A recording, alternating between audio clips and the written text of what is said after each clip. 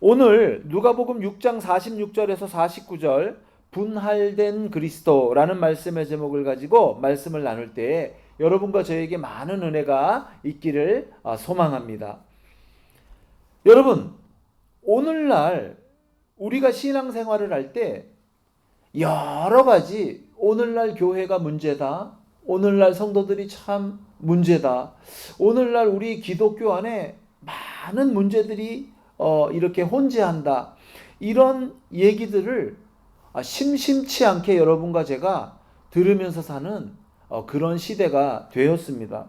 그런데 어느 누구도라는 말보다는 이 문제긴 문제인데 도대체 우리가 가지고 있는 신앙 속에 오늘날 우리가 살고 있는 이 시대 우리 신앙인들의 문제의 핵심이 무엇인지, 교회가 문제가 있다면 그 문제의 핵심적인 요소가 무엇인지 우리가 정확하게 알고 있는 경우가 참 드뭅니다. 문제의식이 있긴 있지만 과연 무엇이 문제일까 물어보면 명확하게 대답을 하지 못할 때가 많이 있다라는 것이죠. 그런데 만약에 동일한 문제의식을 저에게 물어본다면 그래서 뭐가 문제입니까? 명확하게 그 어떤 핵심을 요약해서 말해줄 수 없습니까? 라고 혹자가 저에게 만약에 물어본다면 저는 이렇게 대답하고 싶습니다. 오늘날 성도들의 교회에 신앙에 문제가 있다면 우리가 예수 그리스도를 분할해서 믿는 것이다 라고 저는 말하고 싶습니다. 여러분, 분할된 그리스도, 예수님을 나눴다 이런 얘기잖아요.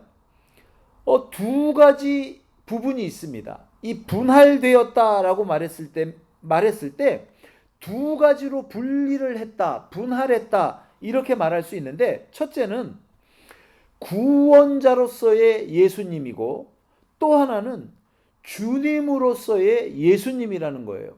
여러분, 구원자로서의 예수님은 뭐라고 우리가 설명할 수 있겠냐면요.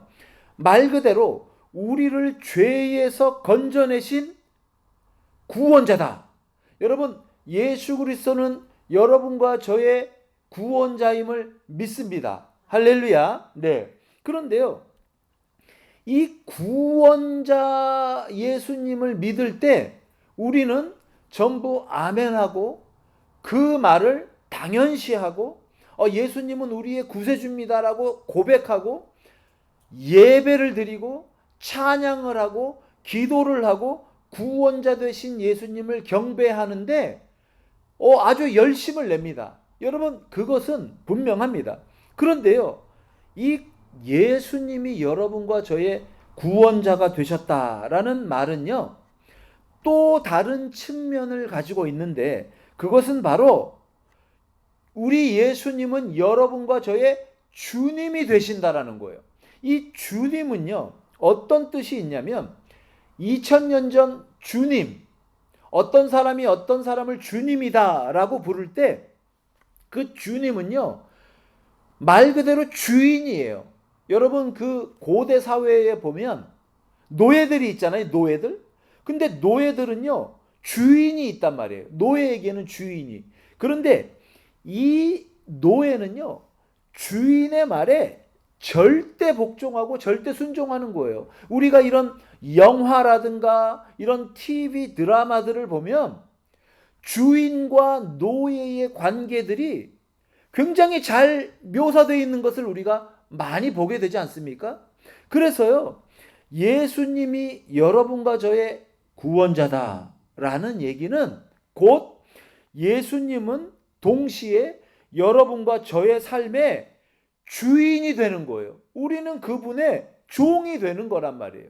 그런데요, 이게 분할돼서 믿는다라고 했을 때 어떤 의미가 있냐면 구원자로서의 예수님은 인정하고 찬양하고 예배드리고 경배를 당연히 하지만 자, 이제 구원자로서의 예수님을 제가 예배했으니까 주일날 예배드리고 찬양드리고 경배하고 기도했으니까 이제 나머지 삶에서의 이 삶의 부분들은 제가 이제 제 뜻대로 내 노력으로 내 삶의 방식대로 살아가겠습니다. 그러다가 또 제가 예배드릴 때 주일날 뵐게요 예수님.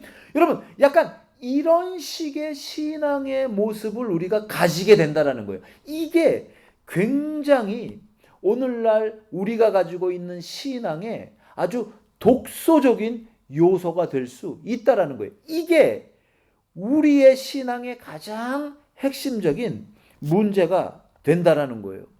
자, 오늘 본문은요, 이 부분에 대해서 예수님이 우리에게 가르쳐 주시는 그런 삶을 살면 안 된다라고 가르쳐 주시는 예수님의 말씀이 기록된 그런 성경 본문입니다. 자, 이제 본문을 통해서 이 분할된 그리스도, 예수님을 이렇게 두 부분으로 나눠서 믿는 신앙이 어떤 신앙이고 어떤 신앙의 모습이고 또 그런 신앙의 결과는 어떤 결과를 초래하는 것인지 우리가 한번 살펴보도록 하겠습니다. 먼저 46절 제가 다시 한번 읽어볼게요.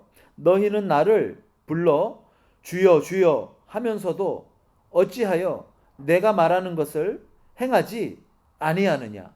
여러분, 예수님께서요, 여러분과 저에게 또 2000년 전 성도들에게, 사람들에게 이렇게 말하는 거예요. 야, 내가 누구냐? 주님입니다, 예수님. 그런데 나를 가리켜서 주여 주여 이렇게 부르면서 왜 내가 너희들에게 이렇게 저렇게 살라고 가르치고 이렇게 저렇게 말하는 내 말은 따르지 않니? 여러분, 이런 얘기 아니겠습니까? 자, 우리가 성경의 본문들을 잘 이해하기 위해서는요, 성경이 쓰여질 당시의 문화적 배경을 이해하는 게 굉장히 중요합니다. 예수님이 살던 시대, 그러니까 2000년 전 그 유대 땅 그 지역은요, 그리스와 로마의 문화가 굉장히 많이 이렇게 혼재되어 나타난 그런 문화적 배경을 가지고 있습니다. 자, 다시 말하면요, 이런 거예요. 당시에는요, 선생님을 뭐 오늘날과 같이 이렇게 뭐 학교 제도라든가 이런 게 별로 없잖아요. 그렇죠? 그렇기 때문에 당시에는요, 선생님이 있으면 제자들이요, 그냥 그 선생님을 그냥 따라다니는 거예요. 따라다니면서 같이 생활을 합니다. 같이. 그러면서 선생님은 제자들에게 가르칩니다. 그런데 가르칠 때 같이 생활하다 보니까 말로만 가르치는, 물론 말로도 가르치지만 같이 생활하면서 그 선생님의 모든 일거수일투족, 생활 방식, 여러 가지 삶을 대하는 자세까지 다 흡수하면서 배웁니다. 이게 그때 당시에 선생님을 대하는 제자들의 이런 어떤 이 가르치고 배우는 그런 방식이 있었던 문화였다라는 거예요. 그래서요, 어느 문헌에 보면요, 선생님의 일거수일투족을 보고 제자들은 그대로 따라하고 답습하려고 노력하는데 어느 문헌에 보면요, 제가 읽었던 문헌에는 이런 기록까지 있었어요. 어떤 거냐면 몰래 선생님이 용변 보는 것을 훔쳐보는 거예요. 그리고요, 용변 보고 뒤처리하는 모습까지 따라한다라는 거예요. 여러분, 좀 설마 그럴까 싶기도 하는데 뭔가 좀 이해가 되긴 돼요. 그러니까 제자가요, 선생님을 막 따라하는 거예요. 모든 것을. 그래서 선생님의 모든 것을 배우려고 노력하다가 그런 것까지 보고 배우려고 한다라는 거예요. 여러분, 이런 문화적 배경을 이제 아시겠죠? 그런 문화적 배경이 있었던 시대였다라는 거예요. 제가요, 말씀을 준비하면서 뭔가 우리 성도님들한테 예를 하나 들려주고 싶은데 어떤 예가 좋을까 하다가 소크라테스라는 그 철학자와 소크라테스의 제자인 플라톤에 대한 얘기를 제가 이제 읽고 한번 준비를 해봤습니다. 여러분, 이 소크라테스라는 이 철학자 여러분 다 아시지요? 이 소크라테스라는 철학자는요, 고대 그리스 아테네에서 예수님이 태어나기 전 470년에 전에 태어납니다. 그런데요, 그가 70세 되던 해, 그러니까 399년 BC, 예수님이 태어나기 한 400여 년 전에 신성모독죄와 당시의 청년들을 타락시켰다는 죄로 기소를 당합니다. 기소를 당하고 결국은 사형을 당하는데 사약을 먹고 사형을 당합니다. 그런데 놀랍게도요, 이 소크라테스는 죽을 때까지 단 한 권의 책도 본인 스스로가 저술하지 않고 죽었다고 해요. 그럼에도 불구하고 오늘날 우리가 소크라테스라는 철학자에 대해서 이렇게 저렇게 많이 알고 있지 않습니까? 그 이유가 뭐냐면 바로 소크라테스의 제자였던 플라톤 때문에 그렇다는 거예요. 플라톤. 여러분, 이 플라톤은요, 예수님이 태어나기 전 427년경에 아테네의 한 귀족 가문에서 태어납니다. 그러다가 청년이 되었던 시절 소크라테스의 사상에 매료돼서 그의 제자가 됩니다. 그러다가 플라톤이 28살, 28세가 되던 해, 제가 조금 전에 말씀드렸던 스승 소크라테스가 사약을 먹고 사형당하는 일을 겪게 되는 거예요. 그리고 나서 그는 스승 소크라테스를 변호하기 위해서 여러 책들을 씁니다. 그 중에 대표적으로 3권의 책이 굉장히 유명한데, 첫 번째 책은 Apology, 그러니까 변명이라는 책을 썼고요. 두 번째는 크리턴, 세 번째는 파이돈이라는 제목의 책을 쓰게 됩니다. 이 변명이라는 책은요, 소크라테스가 재판받을 때 3차에 걸쳐서 자기를 스스로 변호하는 그런 3차에 걸쳐서 변호하는 일을 하게 됩니다. 그때 소크라테스가 당시 사회와 당시 사회의 윤리적 여러 가지 문제를 제기하는 내용을 기록한 책이 바로 이 변명이라는 책이고요. 그 다음에 이 크리톤이라는 책은요, 사형 집행을 코앞에 두고 탈옥을 권합니다. 이 크리톤이라는 사람이, 제자가. 그런데 이 탈옥이 정의롭지 못하다는 내용으로 말을 하면서 탈옥을 거부합니다. 이제 그런 내용을 다룬 책이 이 크리턴이고, 마지막으로 이 파이돈이라는 책은요, 소크라테스의 생의 마지막 순간 그의 친구들과 추종자들이 함께 모여 영혼 불멸이라는 주제로 이야기를 나누는 그런 내용을 기록한 책이 바로 이 파이돈이라는 책이에요. 그런데 여러분, 소크라테스가 한 번도 자기 스스로는 책을 저술한 적이 없음에도 불구하고 이 3권의 책을 통해서 플라톤이 완벽하게, 너무도 완전하게 소크라테스가 이렇게 말했다라는 식으로 스승의 사상을 정리해서 소크라테스가 말하는 것처럼 책을 써내는 거예요. 여러분, 이해가 되시죠? 그래서 이제 제가 짧게 그 변명이라는 책의 일부분을 제가 한번 읽어드리겠습니다. 여러분 한번, 그러니까 이게 뭐냐면 소크라테스가 말하는 걸로 책 내용이 되어 있지만 결국 누가 쓴 거라고요? 제자 플라톤이 기록을 한 거예요. 자, 한번 들어보십시오. 첫 번째 고발인들이 나에 대해서 고발한 내용과 관련해서 여러분에게 제시한 나의 변론은 지금까지 말한 것으로 충분할 것입니다. 다음으로 나는 훌륭한 애국자로서 자처하는 멜레토스를 비롯해서, 이 멜레토스라는 사람이 바로 이 소크라테스를 이렇게 이제 고발한 사람이에요. 멜레토스를 비롯해서 나중에 나를 고발한 사람들의 주장에 대항해서 자신을 변호하고자 합니다.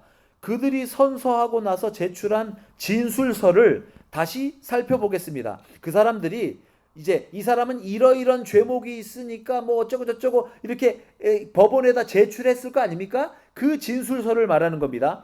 거기에는 대략 다음과 같은 내용이 적혀 있습니다. 소크라테스는 청년들을 타락시키고 이 도시가 믿고 있는 신들이 아니라 다른 잡신들을 믿는 불법을 자행하고 있다. 이 진술서에서는 내가 청년들을 타락시키고 불법을 저질렀다고 말합니다. 하지만 아테네 사람들이여, 불법을 저지른 자는 내가 아니라 멜레토스라고 나는 말합니다. 그는 자신이 지금까지 단 한 번도 관심을 기울인 적이 없는 일들에 대하여 마치 대단한 열정과 우려하는 마음을 가진 듯이 가장하여 그 일들과 관련하여 무책임하게 사람들을 법정에 세우는 등 중차대한 일들을 농락하고 있기 때문입니다. 자, 어떻습니까? 지금 소크라테스가 변론하는 거예요, 법정에서. 그런데 자기를 고소했던 이 멜라토스야말로 불법을 저지르는 자다 라고 말을 하고 있는 거예요. 그렇게 변론을 하고 있는 거예요. 그 사람은 이 시대를, 이 아테네 사람들을, 이 법적 체제를 농락하고 있는 사람입니다. 저 사람이야말로 문제입니다. 이렇게 지금 변론하고 있는 거예요, 법정에서. 그런데 여러분, 결국 이게 제가 이제 설명한 여러 내용을 듣고 보니까 결국은 이게 누구 말인 거예요? 소크라테스의 사상이죠. 그런데요, 이게 플라톤의 주장이란 말이에요. 플라톤의.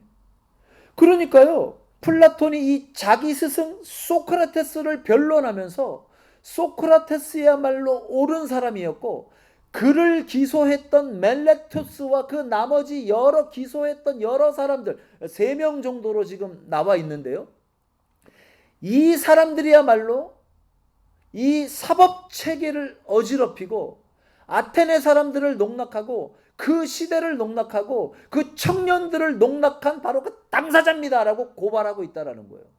그런데 여러분, 스승 소크라테스가 기소당해서 사약을 먹고 사형당했잖아요. 그럼에도 불구하고 그 책 내용을 우리가 잠시만 살펴봐도 거침이 없지 않습니까?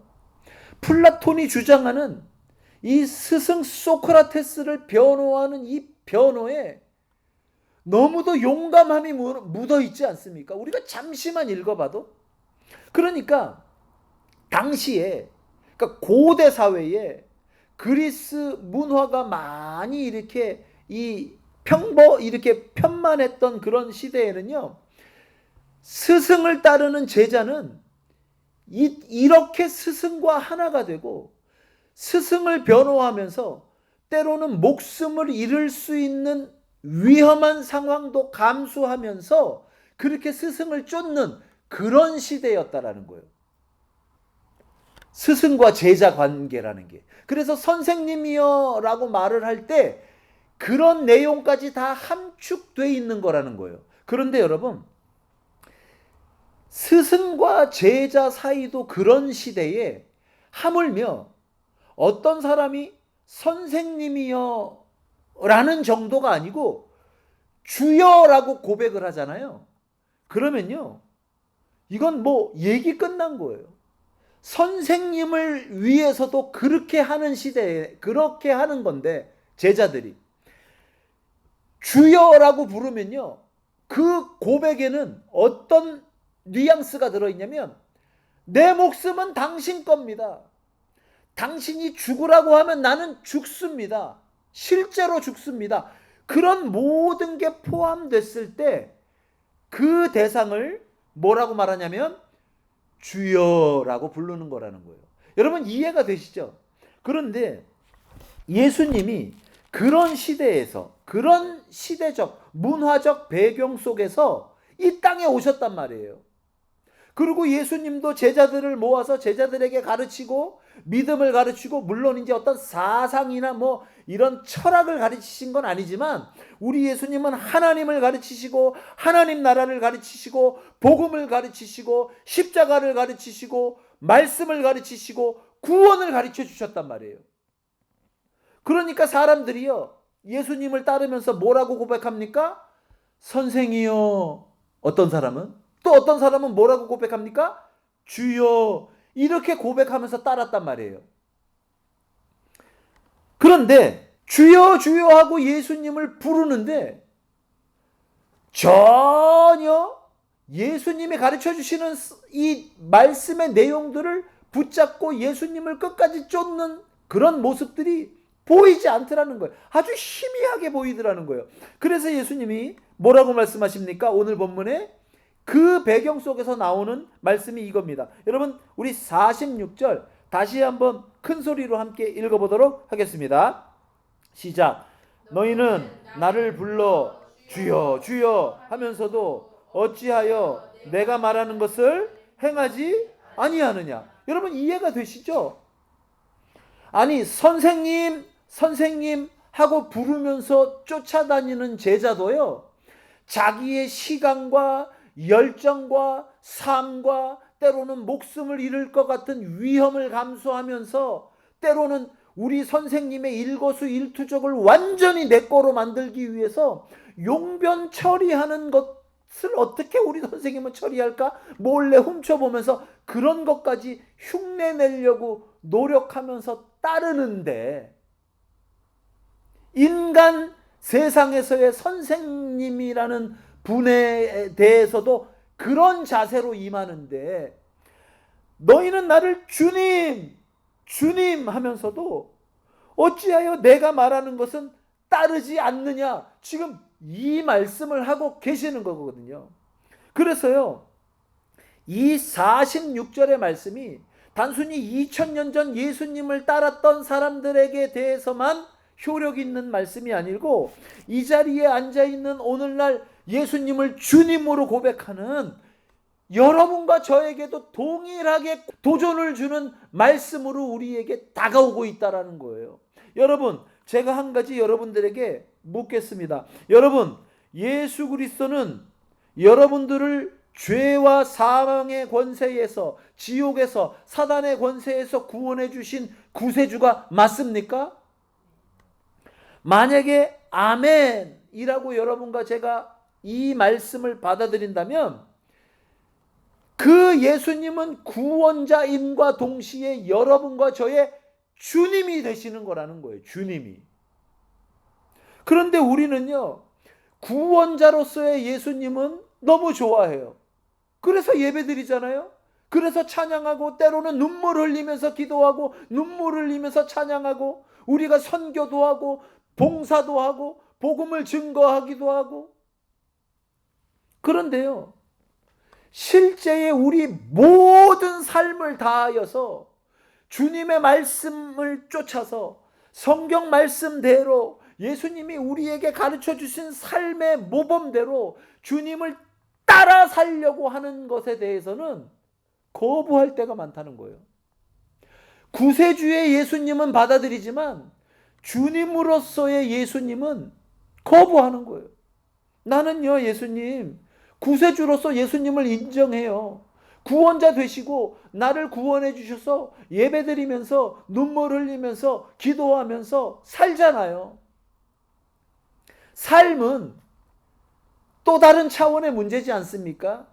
예수님 삶은요, 믿음대로 살면 굉장히 힘들어요. 성공하지 못해요. 남들한테 멸시당하고 때로는 무시당하고 조롱당할 수 있단 말이에요. 그래서 삶을 살 때는 제 나름의 여러 가지 방법과 방편과 세상적인 것들 이렇게 저렇게 버무린 방법대로 제가 알아서 살게요.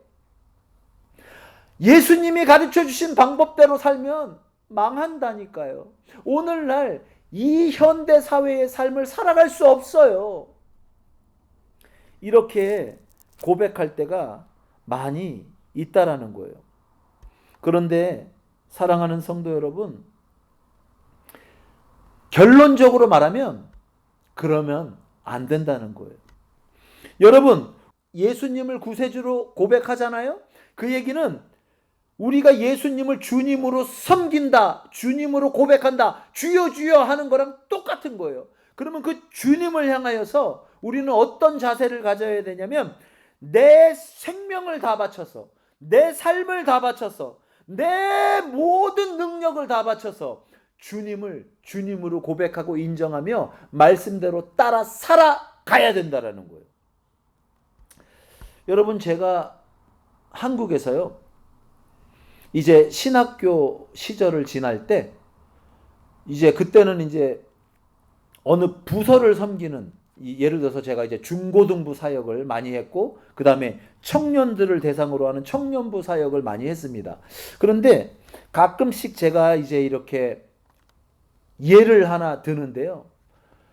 중고등부 아이들이 이제 예배를 드리다가, 잘 드려요. 평상시엔 잘 드리다가 예배 인원이 푹 떨어질 때가 있어요. 가끔가다. 그때 보면요, 왜 이렇게 애들이 예배를 많이 안 나왔지? 왜 예배 인원이 갑자기 줄어들었지? 영락없이 시험 기간이에요. 시험 기간. 그 시험 기간에 그러면 왜 예배를 안 나오느냐? 시험 기간에요, 주말에 특별히 학원에서 이렇게 시험을 대비해서 여러 가지 이렇게 좀 특별하게 좀 가르쳐 주는 그런 클래스가 있나 봐요. 거기 참석하는 거예요. 그래서 나중에 그러면 안 된다, 그러면서 이렇게 추적을 해보면요, 그 교회 다니는 우리 학생들의 부모님들이 다 뭐 집사님, 권사님, 그러면서 교회에 아주 열심을 내서 섬기는 그런 성도분들인 거예요. 사랑하는 성도 여러분, 우리가요, 오늘날 이 땅을 살아가는 또 한국 사회, 또 미국 사회도 마찬가지예요. 자녀들을 키울 때 이 교육 문제, 이 자녀들을 교육하는 문제가 얼마나 중요합니까? 저도 다 인정을 하거든요. 그런데 가만히 보면요, 자녀들을 우리가 키워내고 제대로 교육시키고 하는 이 문제에 대해서요, 얼마나 열심이고 얼마나 헌신적이고 얼마나 노력을 하는지 몰라요. 물질을 투입하고 시간을 투입하고 노력을 하고 열정을 다해서 공부하고, 그렇게 공부했는데요, 나중에 또 공부해. 할렐루야. 그렇게 공부 안 하면 막 뭐라 그래. 야, 너 그렇게 해서 성공할 거야? 인생은 투자한 만큼, 노력한 만큼 오는 거야. 우리 그렇게 아이들을 가르치잖아요. 그런데요, 주여 주여 하는, 우리가 주님 주님 하면서 고백하는 예수님을 따르는 삶에 있어서는요, 그런 열정과 노력이 없어요. 아니, 어떻게 보면 그렇게 쓸 수 있는 여러분과 저의 삶의 노력과 열정과 물질과 시간과 삶의 여러 가지 것들을요, 이미 다 그런 데다 다 써버리는 거예요. 우리의 삶에. 그래서 어떻게 보면요, 예수님을 위해서, 우리 주님을 위해서, 하나님을 위해서 섬기는 것은요, 남아있지가 않을 때가 많아요. 그래서 그래도 해야 되니까 짜투리 시간, 짜투리 물질, 짜투리 노력, 짜투리 삶, 다 내 거 하고 남은 그 부스러기들 중에 몇 개, 이런 거 가지고 하나님을 섬기려고 할 때가 너무 많다라는 거예요. 사랑하는 성도 여러분, 이제 그런 인생이 당하는 필연적인 결과에 대해서 47절부터 49절의 말씀이 우리에게 또 이제 살펴볼 말씀이 됩니다. 자, 47절, 예수님이 이제 그렇게 해서 나를 주님이라고 고백하는 그 믿음대로, 믿음의 고백대로 내 말대로 행하면서 삶을 살아가는 사람과 그렇지 아니하는 사람의 삶이 어떻게 다른지가 나와 있습니다. 자, 47절 제가 읽어보겠습니다. 내게 나와 내 말을 듣고 행하는 자마다 누구와 같은 것을 너희에게 보이리라. 집을 짓되 깊이 파고 주추를 반석 위에 놓은 사람과 같으니 큰 물이 나서 탕류가 그 집에 부딪히되 잘 지었기 때문에 능히 요동하지 못하게 하였거니와. 여러분 어때요? 예수님의 말씀을 듣고 그 말씀대로 행하면서 삶을 사는 사람은요, 예수님이 예를 드는데 집을 지을 때 그 주춧돌을, 여러분 주춧돌이라는 게 뭐냐면요, 예전에는 집 지을 때 넓적하고 무겁고 큰 돌을 바닥에다 딱 내려놓습니다. 그리고 그 돌 위에다가 집 기둥을 세우는 거예요. 그런데 여러분, 이 기초가 흔들리면 집이 무너지니까 이 주춧돌을요, 아주 튼튼하게 해야 돼요. 그래서 지혜로운 사람들은요, 땅을 깊이 파다 보면 암석층이 나와요. 큰 바위층이 나와요. 흙을 걷어내면. 그 바위 위에다가 주춧돌을 놓고 그 다음에 기둥을 세우고 흙으로 덮습니다. 기둥을. 여러분 그러면요, 어떤 일이 벌어지냐면 예상하지 못했던 홍수가 일어나서 큰 물이 나서 탕류가 그 집에 부딪혀도 집이 흔들려요? 안 흔들려요? 안 흔들려요. 왜요? 그 기둥이 어디에 든든하게 서 있기 때문에, 바위 위에 든든히 서 있기 때문에 물이 나도 바위가 휩쓸려 나가진 않잖아요. 그렇죠? 그런데 반면에 49절, 듣고 행하지 아니하는 자는 주추 없이 흙 위에 집 지은 사람 같으니, 그러니까 이 사람은요, 그냥 흙 위에 바닥에다가 그냥 주춧돌만 놓고 그 위에다가 기둥을 올렸다 이 말이에요. 그런데 탕류가 부딪힘에 어느 날 예상치 못한 홍수가 났단 말이죠. 그래서 물이 막 거세게 홍수물이 집에 부딪힙니다. 그랬더니 집이 어떻게 됩니까? 집이 곧 무너져 파괴됨이 심하니라 하시니라. 사랑하는 성도 여러분, 제가 조금 전에 그냥 여러분과 제가 주변에서 가장 흔히 쉽게 이해할 수 있는 예를 들어보려고 우리 자녀들에 대한 교육의 문제를 그냥 예를 하나 든 것뿐이에요. 여러분, 자녀를 교육하기 위해서 열심을 내는 게 잘못됐다라는 걸 말하는 게 결코 아니라는 것을 말씀드립니다. 여러분 그렇게 해야 돼요. 열심히 자녀들을 양육하고 교육시키고 해야 되죠. 그러나 제가 말씀드리려는 그 핵심은 뭐냐면, 주님을 위해서도 그런 마음이냐는 거예요. 주님을 위해서도. 여러분 제가 예를 한번 들어볼게요. 여러분 말씀을 듣고 행하려면 주님이 무슨 말씀을 하셨는지, 하나님이 우리에게 가르쳐 주신 삶을 살아가기 위한 가장 중요한 말씀들이 무엇인지, 믿는 자들이 어떻게 이 땅을 사는 게 옳은 것인지 알려면, 하나님의 뜻을 알려면, 예수님이 가르쳐 주신 말씀을 알려면 어떻게 해야 되죠? 우리가 성경 말씀을 읽어야 되잖아요. 거기에 다 기록되어 있으니까. 그러면 여러분 제가 이렇게 한번 묻겠습니다. 여러분 하루에 또는 일주일에 성경 말씀 읽는 것에 얼마만큼의 시간과 노력과 열심을 투자하십니까? 이렇게 여쭤보면 이제 금방 비교가 되잖아요. 자녀들이 공부하고 그 공부하는 자녀들을 서포트하고 돕고 물질로 돕고 시간으로 돕고, 여러분 그 노력에 100분의 1 정도라도 우리가 주님을 추구하는데 말씀을 읽고 말씀을 통해서 은혜 받기 위해서 노력을 하냐는 거예요. 10분의 1이라도 그렇게 하고 있습니까?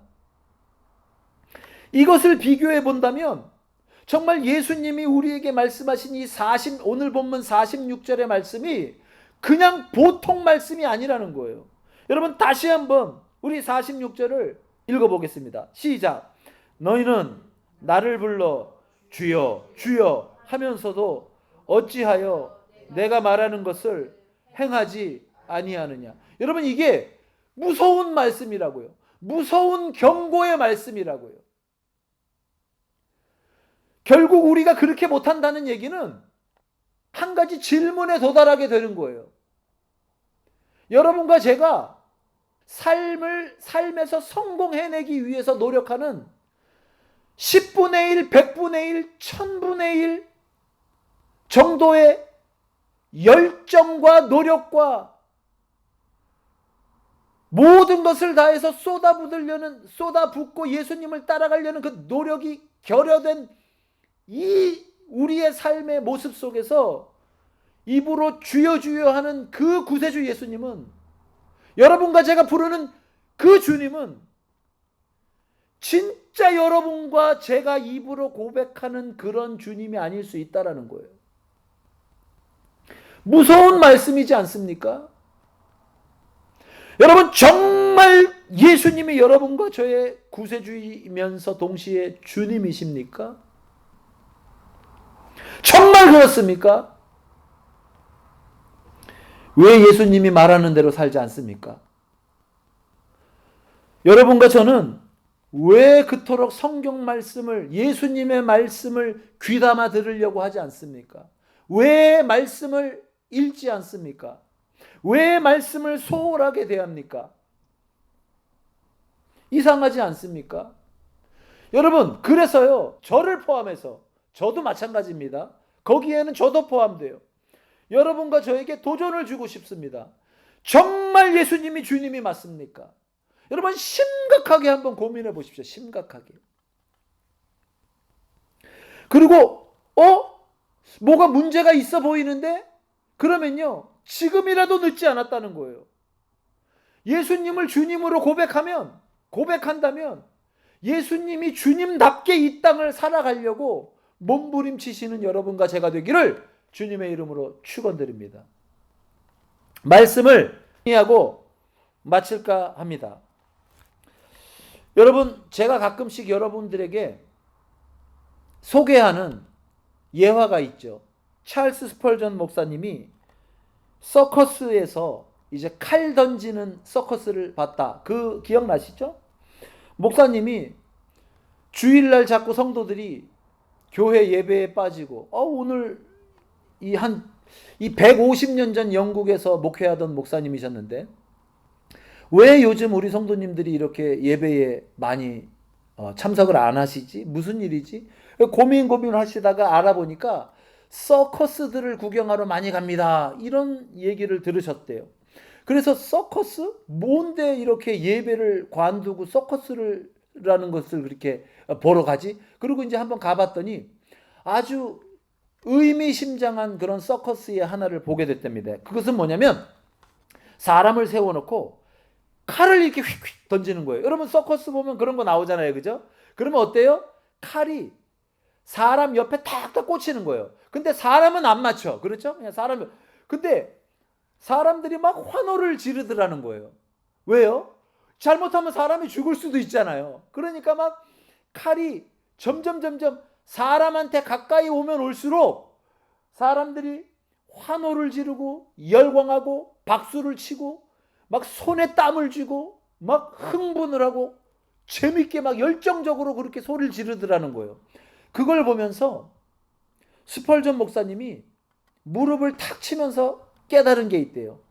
야, 저 서커스에 저 칼 던지는 저 모습이 오늘날 영국 교회의 영적 상황과 비슷하구나. 이걸 느끼셨대요. 여러분, 그게 무슨 말입니까? 이런 겁니다. 서커스와 영국 교회를 비교해 보니까 비슷한 게 많더라는 거예요. 여러분, 서커스에서도요, 사람이 모이죠. 그리고 막 흥분을 하죠. 뭐 열정적으로 환호하죠. 뭐 박수 치죠. 기쁨을 느끼죠. 여러분, 교회에서도요, 모이잖아요. 때로는 기쁨에 박수 치고 환호하고 열광하고.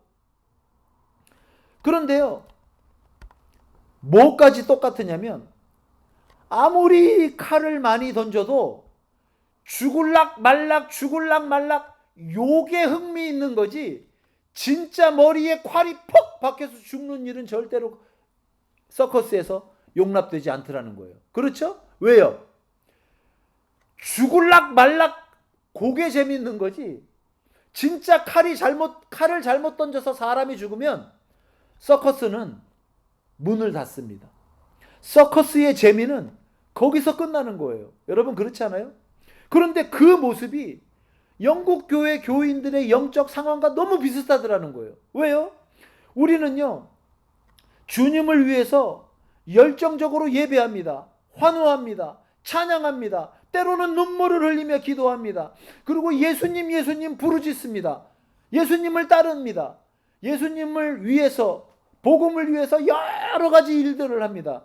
그런데요, 스펄전 목사님은 이거예요. 다 하는데 예수를 위해서 죽는 것만큼은 안 한다는 거예요.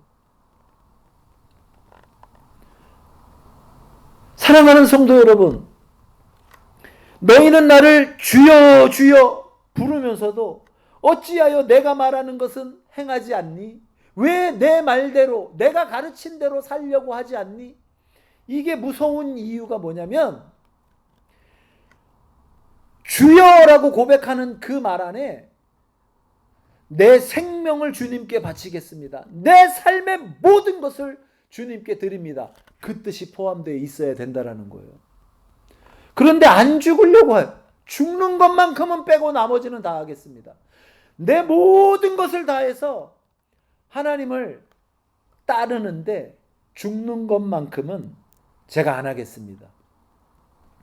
사랑하는 성도 여러분, 우리가 예수님을 주님으로 고백할 때 그 안에는 이런 말씀이 분명히 포함되어 있습니다.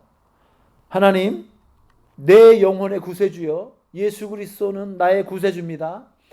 예수님, 이제 내 영혼을, 내 삶을 죄와 사망과 지옥과 마귀와 마귀의 권세에서, 사단의 권세에서 건져주셨으니 이제 저는 주님의 것입니다. 주님이 핏값으로 나를 사셨으니, 내 영혼을 사셨으니 나는 이제부터 주님의 것입니다. 이제부터 내 삶의 모든 것, 내 생명의 모든 것, 그 모든 것을 주님께 드려 주님만을 쫓아 살겠습니다.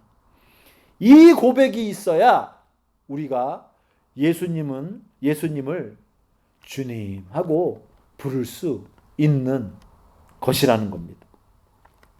사랑하는 성도 여러분, 바라기는 우리 예수님을 구원자임과 동시에 주님이라는 것을 잊지 않고 따르기를 다짐하고 작정하는 여러분과 제가 되기를 주님의 이름으로 축원합니다. 예수님을 분할시켜서 구원자 따로, 주님 따로 나눠서 나에게 이득이 되는 구원자적인 예수님은 취하고 모든 생명을 다해서 내 삶을 다 바쳐서 따라야 되는 주님으로서의 예수님은 내가 거부하는 그런 분할된 그리스도를 따르지 않는 여러분과 제가 되기를 주님의 이름으로 축원합니다.